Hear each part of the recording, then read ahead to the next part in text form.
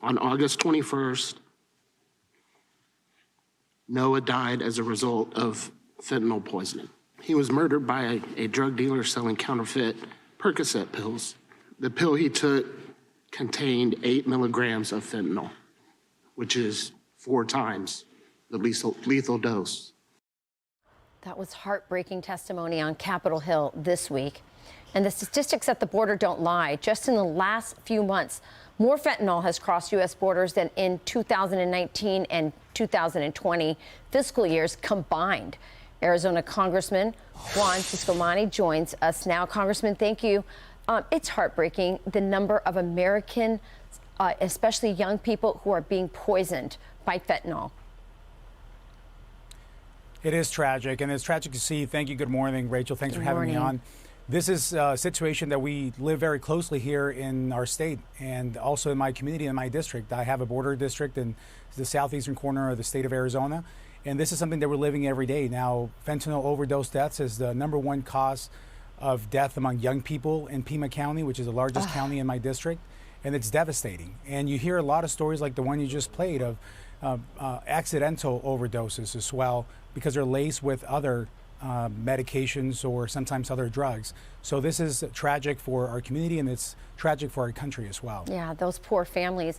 You know, you were originally born in Mexico, so you understand that these cartels, because of the sale of fentanyl and so many other things that are coming across the border, they have never been stronger. They have never been richer. And I wonder what you think about the fact that we're, by keeping these borders open, that we're actually, you know, working to destabilize Mexico, that we're turning Mexico perhaps into a narco state, and what kind of effect that will have on say, your district that borders there. Well, as you mentioned, the rise in the power and the wealth of the cartels have really endangered both countries. This is not just something that affects one country or the other. Yes. This is something that impacts both communities. I live in the border community, and the transition back and forth for either shopping or tourism or trade, this is a natural state of being for people to live in this area of the country. And that has become impacted by this because the cartels are not only, like you mentioned, richer, but they're also very bold.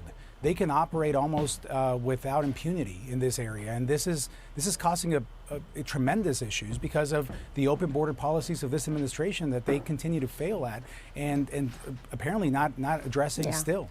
Yeah. If we destabilize Mexico in this manner, it's going to have huge repercussions for America. Absolutely. So you are actually going to be delivering the Republican Spanish rebuttal to President Biden's State of the Union this coming week. What's your message to Hispanics?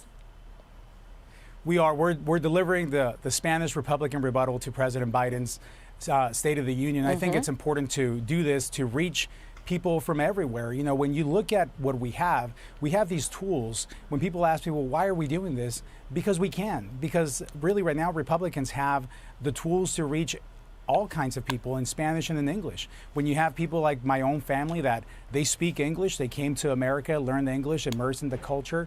We became U.S. citizens, and now my parents' son is serving in the United States Congress. That's in some aspects an American dream story of ours, but I think a lot of people out there have American dream stories, and that's going to be the message. This is a country of opportunity, and that message can be given in Spanish and it can be given in English, and we're going to be reaching everyone that can listen. And going back to my parents, they speak English, but you know, it helps, and they like to hear messages in Spanish as well. So we're going to be delivering in a way that people can understand, listen, tune in, and again, demonstrate that we are a wide tent party, that we want to welcome everyone. We're in this mission of addition, not subtraction or division, and this is just a great way to show what the Republican Party is all about and what we have. Yeah, well, there are huge opportunities for the Republican Party with the Hispanic community. You're an example of the kinds of opportunities that the party has. So thank you so much for joining us, Congressman. We look forward to hearing your message en español next week. So thank you.